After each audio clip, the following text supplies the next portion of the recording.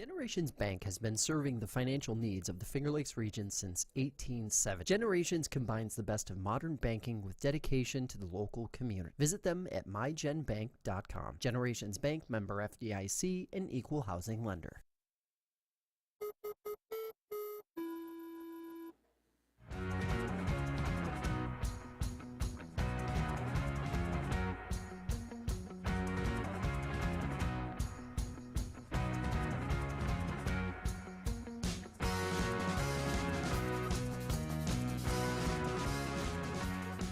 Hey everybody, welcome into Concrete Jungle, a New York baseball podcast here on FingerLakes1.com. Paul Russo here with you, Kyle Evans as well. Main storyline, because obviously we are a Yankee and Met podcast, the Subway Series, and a sweep for the New York Mets over the New York Yankees. We'll touch on that, some other news and notes. We'll also catch up with Rochester and Syracuse. Kyle, good seeing you. How has the week treated you so far? Well, take baseball away, and it's been pretty good. Yeah, it's been tough, especially for the Yankees over the last 6 weeks, honestly. And you know, all of us fans are hoping that they turn the corner, but you're not really seeing signs of it. I mean, I guess we can look forward to the trade deadline, but you know, it's Brian Cashman. What's he gonna do? Hope you enjoyed the bargain bin. We'll get to all that and more. Thank our sponsors, Generations Bank, as you saw, as well as Lincoln Hill Farm. Quench your thirst for a good time at Brewfest 2024 on Saturday, August 3rd. It's next Saturday, everybody, at Lincoln Hill Farm in Canandaigua. Enjoy premier craft beer from the Finger Lakes and beyond, live local music, vendors, and stunning views in the heart of the Finger Lakes.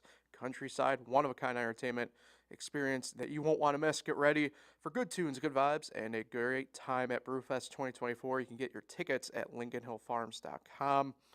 And Seneca Falls Acupuncture. A little bit of allergies going you down right now. Research shows acupuncture can help relieve some seasonal allergy symptoms, including itchy and watery eyes, sneezing, congestion, sinus headache, and much more. If you're struggling to enjoy this warmer weather because of your allergy symptoms kicking up, you can give acupuncture a try. You can book online at SenecaFallsAcupuncture.com or call the friendly team at 607-216-8112. So, let's get into the Subway Series here a little bit first, Kyle. Obviously, the Mets handling business in a tight game Tuesday, and then a bit of a blowout-style fashion last night on Wednesday.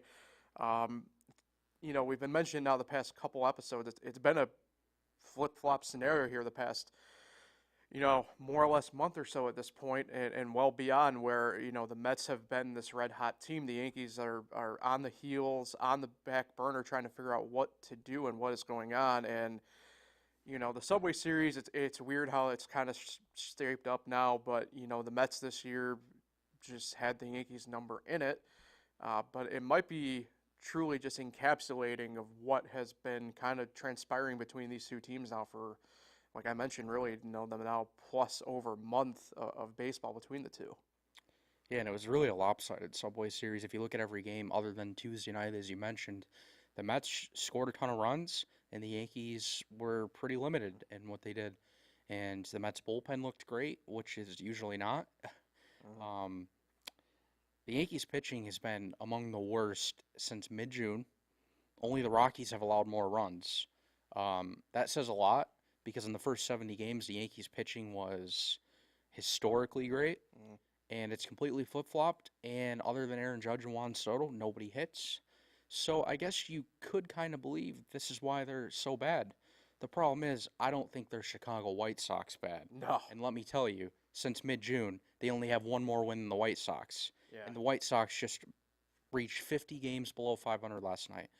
So I do still think this is stunning. I still think the Yankees have a ton of talent to still win games.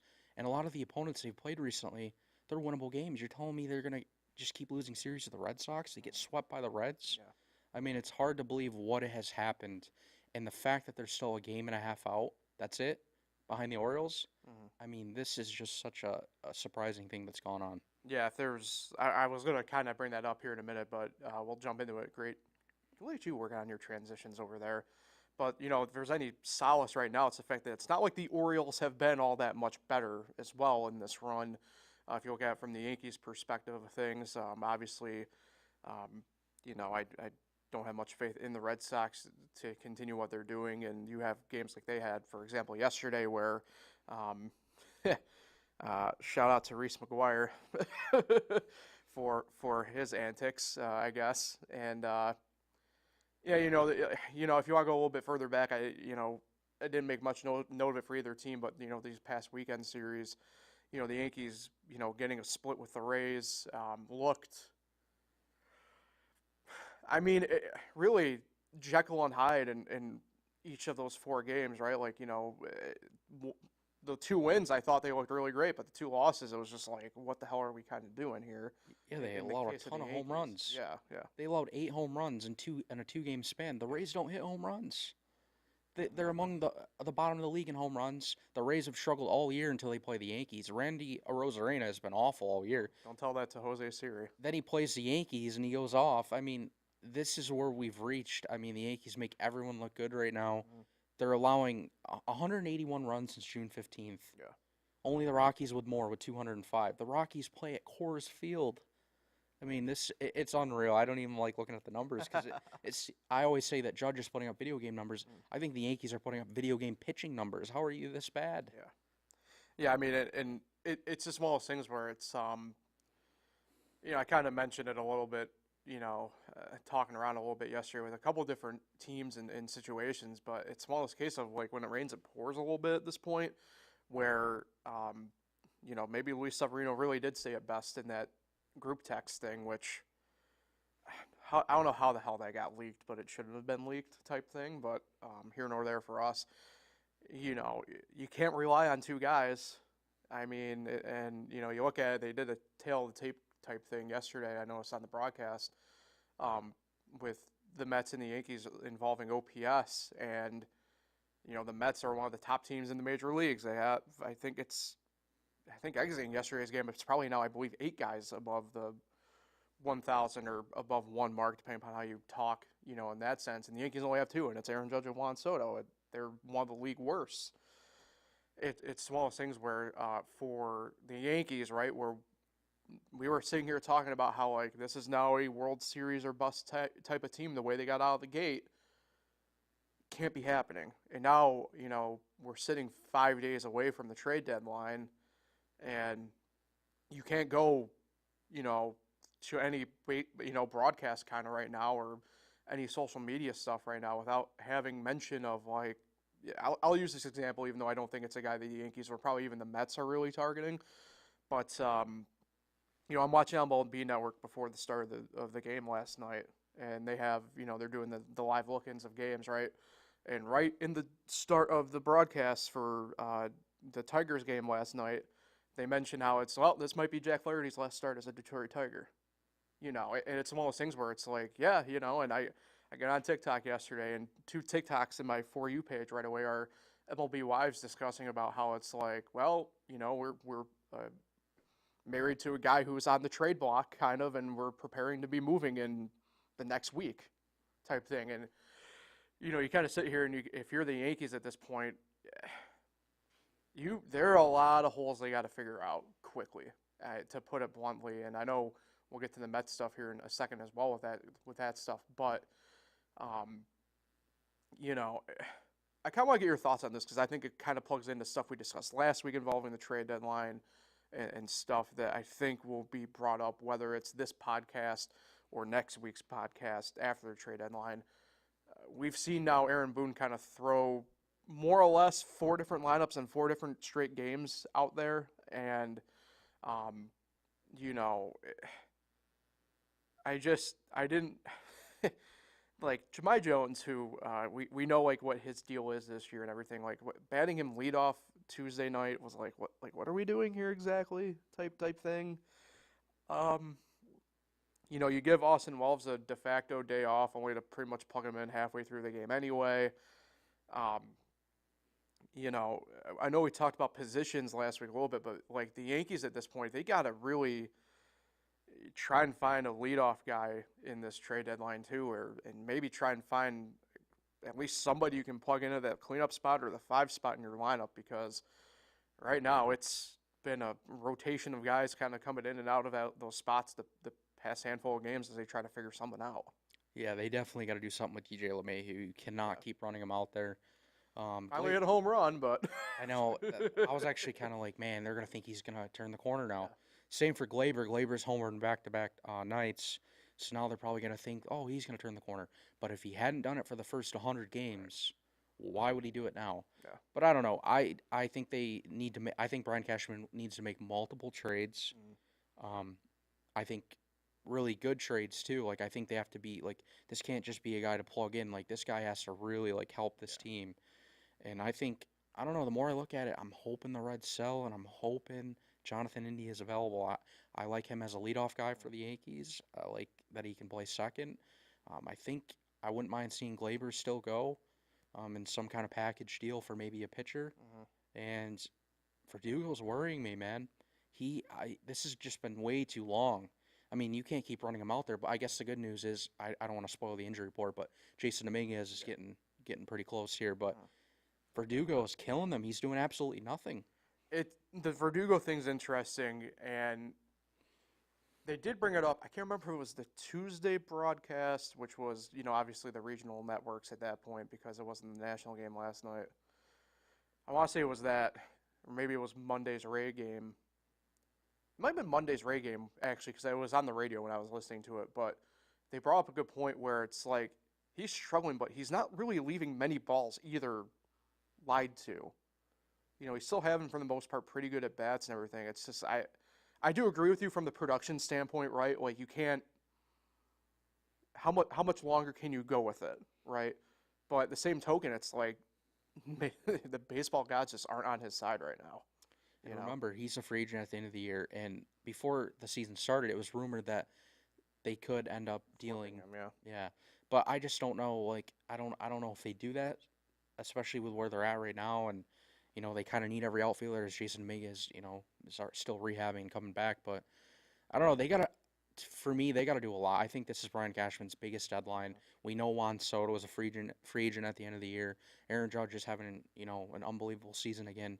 It just seems like they need to do a lot to not waste another year. And expand the World Series drought even longer. But the problem is I don't have much confidence in Cashman to do that. To use a term from a mutual team that we like in another sport, they got to be on whale watch. They got to go whale hunting if you're the Yankees, to put it bluntly. Yeah, they have to have the best trade deadline, and I think they'll probably not do that. Yeah. Now, let's go back across town here for a few seconds here. The Mets, really well out of the gate for the All-Star game. They handled the Marlins in pretty good order in that 4-game series. Obviously handled their business well with the Yankees, not to give too much into, right? But a pretty big series awaits them starting today with the Braves. But for the Mets, I mean, you really couldn't have asked for a better 6 games, really, to kind of get out of this break, at least in terms of on-field stuff. Now, there's a couple things kind of behind the scenes that we'll get to in a second with them that, may be doing a bit of a beg to differ scenario. But, I think, again, this past week for them kind of solidifies the fact that I expect them to be buyers now officially at this trade deadline. It's kind of crazy. I know we've talked about it a little bit, but, it's hard to knock a team that's got some chemistry going right now, and whatever is working is working. They had, it's always interesting to me who ESPN, these national broadcasts, choose to have mic'd up at certain points, but, second inning yesterday, they're talking to Jose Iglesias for the Mets, and, a guy who was a minor league pack deal this year gets brought up, and he's been a huge contributor since getting brought up from Syracuse, Memorial Day weekend, and he brought it up bluntly on the broadcast when they kind of asked him about what it's been like. It's kind of since then they've had this chemistry going right. They're all having fun. They're all being pretty loose, and it shows on the field. It's hard to deny what the Mets have kind of had going now for like we said, over the past month. And frankly, I get if there's still a little bit of doom and gloom, quote unquote, going on. I wouldn't blame the diehards out there for maybe having it to some extent, but hard to ignore the fact that they are thrust to the top of this playoff race now for one of the spots in the wild card.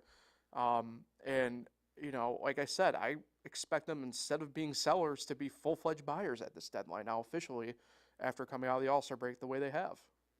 Yeah, and we keep saying it, but bullpen is a must. If they can fix their bullpen and get it even stronger than what it is, I think they're going to even be better. Because if you look at a lot of their losses this year, it's because the bullpen gives up late runs. Yeah. Jake Diekman is, even though Shout the out Yankees Jake made him look great the other night, he had a 5 ERA in this month coming into that game. So they have some things to figure out in the bullpen. And like you said, I think adding another starting pitcher if they can, or if, they can at least add some more depth, that'd be great too. But as for their lineup seems to be clicking. Tyrone Taylor last night, man. Harrison Bader, gets a day off because he, banged up his ankle or whatever, and Tyrone Taylor comes in, boom, just destroys Garrett Cole. So see, they just have like that next man up stuff going on too. Francisco Alvarez, it seems like every time he's in the lineup, they win. So yeah, things are going really well. It caught me off guard that they have him kind of in the bottom half of the lineup at the moment too, and he's doing the stuff that he's doing from that spot. But like you mentioned, it's kind of that next man up, and I kind of call it don't rock the boat mentality. Like whatever they got going, it's going. Like don't disturb it when you don't need to. And they're only 4 games behind the Yankees in the loss column. If you would have told me that in the end of April, even maybe beginning of May, I would have said you're crazy. I would put it as the end of May, right before they kind of got this run going. I would have just been like, yeah, you're nuts. Like we just saw one of their pitchers throw their glove into the stands and have a meltdown on the field. Oh my God, that feels like forever ago. Yeah. So yeah, I'm with you there. It's kind of crazy. Yeah, let's start with the Mets here on these roster updates and injury updates. You mentioned Bader. They're calling him day to day, and designation we don't really see a ton of in baseball, with a rolled ankle. Happened when he was trying to steal a base in the 9th inning Tuesday night. Kind of sounds like they aren't all that worried, but like you mentioned, right, Tyrone Taylor had stepped in yesterday and more than delivered. So kind of bad news, kind of good news here. You'll understand what I mean by that. Christian Scott placed on the 15-day injured list with a sprained right UCL. The good news is MRIs came back, the imaging, no structural damage, nothing like that. So he'll just be shut down for a couple weeks before getting this throwing program back going again. So a pretty silver lining deal for one of the Mets' top prospects in a moment where they had a pretty big worry involving his throwing elbow. And what's weird about this is the games that he started recently are the few that the Mets have lost over this hot stretch. So I'm not saying it's all on him by any means, but like they lost the only game in Miami, and he was the pitcher. Mm-hmm. So I don't know. But anyways, I don't want to spoil the injury report, but you know where I'm going with this. But even if he's hurt, Yeah, Alex Young, a lefty, was recalled. Even the Mets online were calling that a temporary move. And that is because Kodai Senga threw a bullpen session on Tuesday and is slated to rejoin the Mets rotation tomorrow. So I don't like doing the full-fledged stuff of, guys coming back, it's like a trade deadline acquisition. But for the case of the Mets, he's looked really great in these rehab starts, and kind of do a straight-up one-of-one swap in the rotation, borderline in a way. Hard to probably really stick your nose up at it, I would say, if you're a Met fan. Yeah, definitely a great guy to get back during this hot stretch. And, he's going to be facing a Braves team that's just had a very strange up-and-down season with injuries mixed. Continuing this week, even. Yeah, so I don't know. I won't make my prediction now, but I think the Mets are going to do well in this series. Yeah, fingers crossed there, obviously, with that. Sean Reed-Foley threw a live batting practice session on Monday, and he should be having another one today. As long as that goes well, he'll begin a rehab assignment starting at High A Brooklyn in the coming days. Starling Marte hitting off a tee, but per Carlos Mendoza, he only will be continuing low-impact stuff right now. In fact, he kind of came out and said outright that like his main hurdle at this point will be running. If he can just run, period, without there kind of being any pain. If that is still the hurdle, we probably will still see Marte on the IL until that gets figured out. obviously dealing with this deep knee bruise issue that he has. Inching closer, but again, it's kind of weird how in this situation it's like, well, it's not like they're fully missing him in an odd way here at this point. But it sounds like, though, in the grand scheme, we're still a little bit of ways than initially hopeful with Marte at this point. Yeah, and it sucks because I think if he was healthy, I mean, I know his trade could still happen, but I think he'd be going in a trade to well, the Mets are a contender now, but like, I just think what they have, they don't really need him, Right. and you could get value for him. Yeah. So, kind of sucks to see him injured still. He might have been one of those guys that you could swing for that pitching piece he might need, in all honesty. Speaking of that, Reed Garrett starting a throwing program. One of the guys out of the bullpen had a really good start to the year, kind of tailed off a little bit, but he is slowly chugging along. Tyler J., who was designated for assignment late last week, traded to Milwaukee for right-hand pitcher T.J. Shook, a minor league guy. Pretty much has only pitched at Double-A the past couple years for the Brewers. Would imagine it's just more or less a depth piece for the Mets. You mentioned, Kyle, the Mets hosting the Braves. 4 games, starting tonight. Then they kind of welcome in what's been a really weird, pesky Twins team as of late to start the week next week. So a pretty big set of games here collectively for the Mets. You're holding high hopes for them. I'm going to kind of keep, I think, expectations admittedly probably a bit tempered here. I think it's a 2-2 split. The only reason why I say that, the Braves are coming off of only playing 1 game against Cincinnati, or I guess 2 games technically against Cincinnati, and didn't look great in that series, but I kind of think they're coming back with vengeance. But it's weird. I mean, this is Brave teams like you mentioned, Kyle. I mean, they've been dealing with wonky, weird stuff all year. Brian Snitker, the manager, even came out and admitted that, in a presser yesterday or 2 days ago, where it's like, yeah, you can't really write what's going on right now down and have it be believable. So, I think we'll go 2 of 2 though. Something in me tells me I think the Braves, knowing the ramifications of this series, will try and stymie a little bit better, or show up a little bit better. I don't know how to really phrase that, but I just think that's kind of the case in this series. Yeah, the Braves have lost 4 straight, and they're 3-7 in their last 10. So yeah, they've been really struggling, and it's been even longer than that. So I'm going to take the Mets 3 of 4, and then that means that the Mets will actually pass the Braves in the standings, which, again, if you would have told me that, I would have said you're crazy back in beginning of May. So yeah, this is a heck of a run for the Mets, and I think they'll continue it at home. Yep. Agreed. Let's transition over here to the Yankees. You mentioned a while ago at this point, I guess, Kyle, Jason Dominguez took live batting practice on July 22nd at the complex in Tampa, and he is slated to join AAA Scranton Wilkes-Barre within the week to begin some playing games. Really weird how it was phrased. The batting practice stuff took place on Monday. Still hasn't technically reported yet with AAA, but I would imagine we'll probably maybe get that going this weekend, I would assume. Hopefully. I don't know. It's really weird how mum's the word at the moment involving him. Yeah, I think he's going to arrive today, actually. Okay. And I think he'll work out for a few days still, and then I think we're going to start seeing him in games by the end of the weekend, hopefully, or Tuesday of next week. And I think as soon as he's ready, I don't think they're going to hesitate now to call him up like they did, Right. when Alex Verdugo was hitting.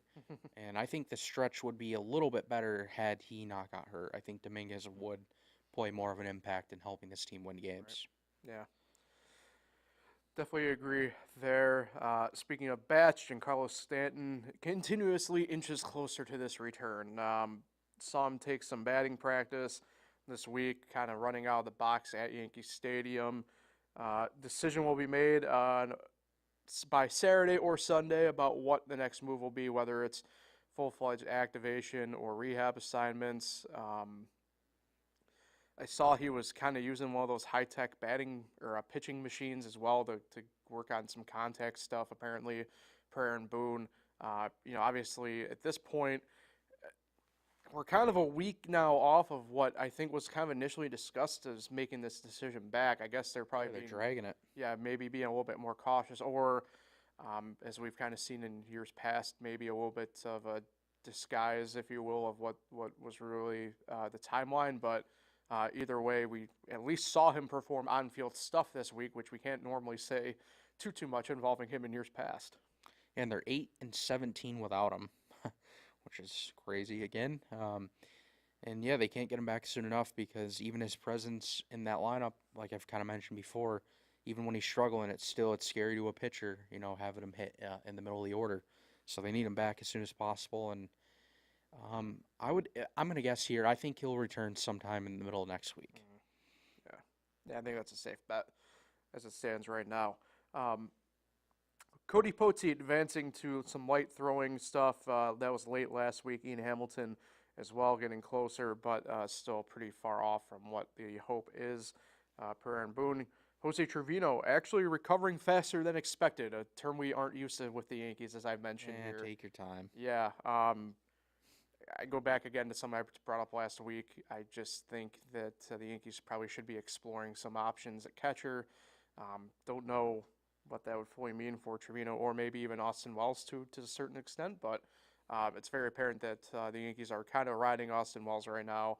Saw Narvaez get a start Tuesday, but like I mentioned, get pulled halfway through the game for Wells anyway. So I think it's pretty indicative, at least at the moment, what the Yankees are riding with at catcher.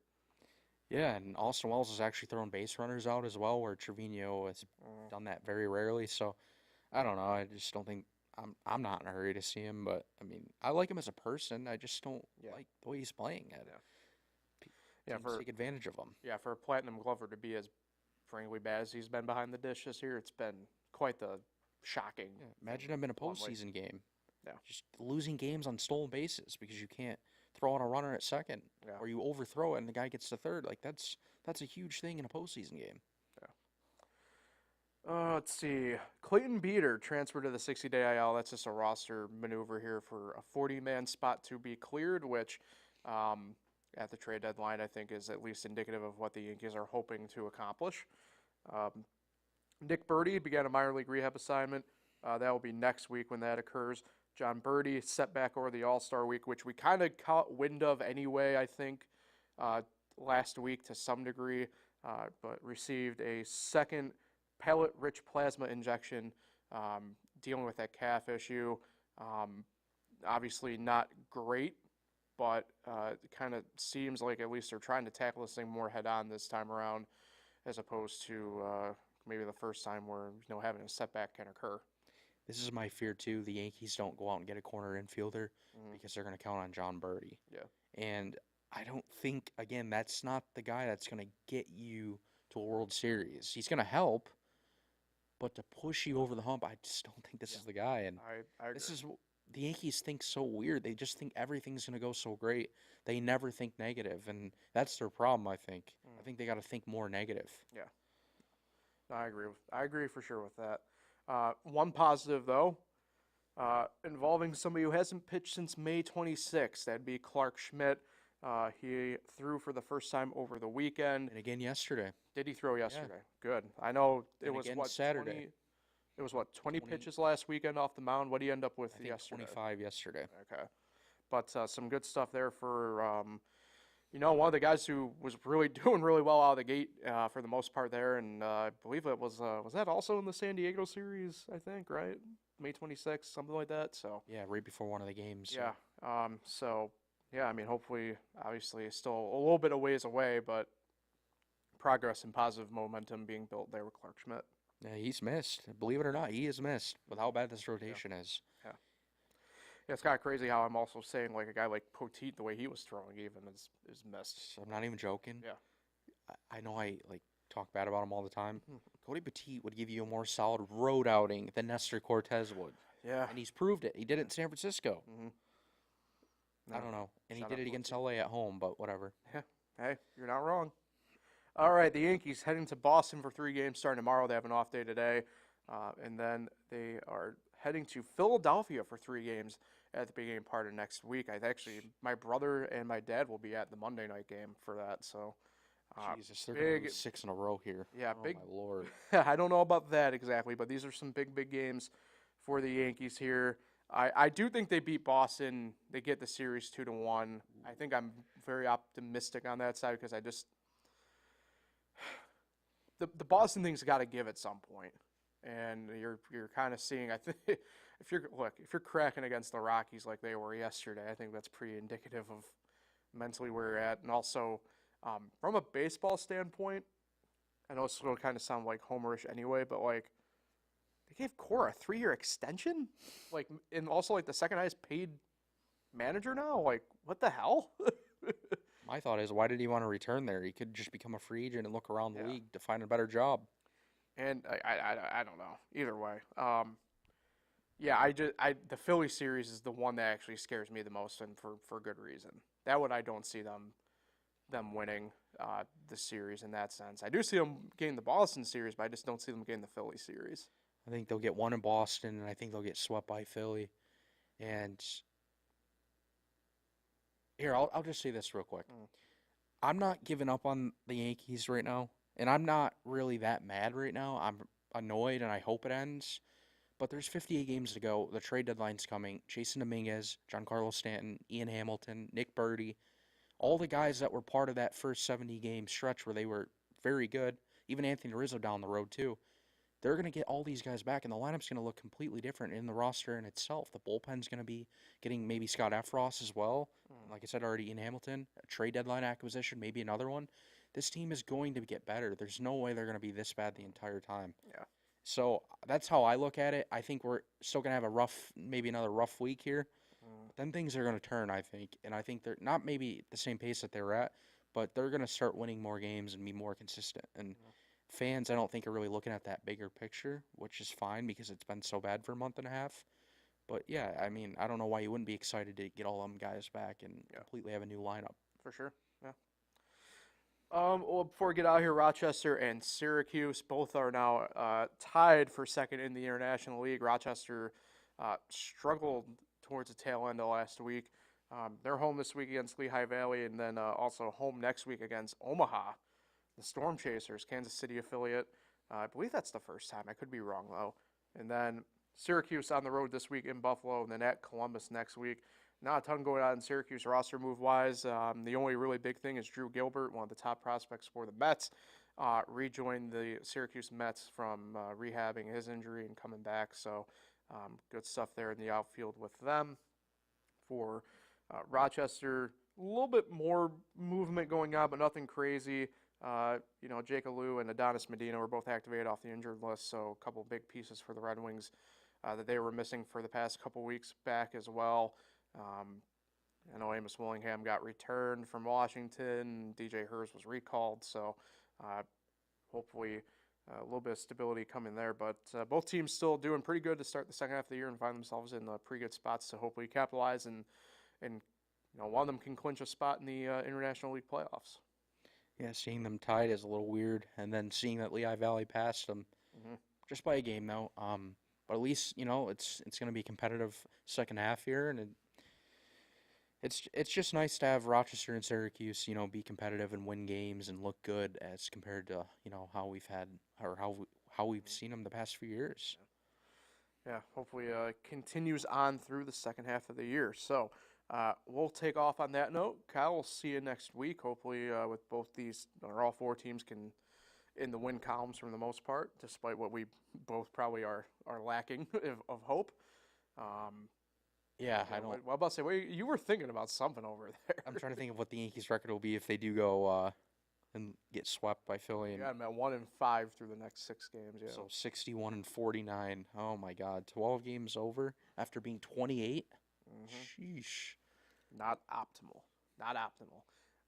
But what is optimal? We'll be back next week. Discuss it all. Enjoy the weekend, everybody. We'll chat next week.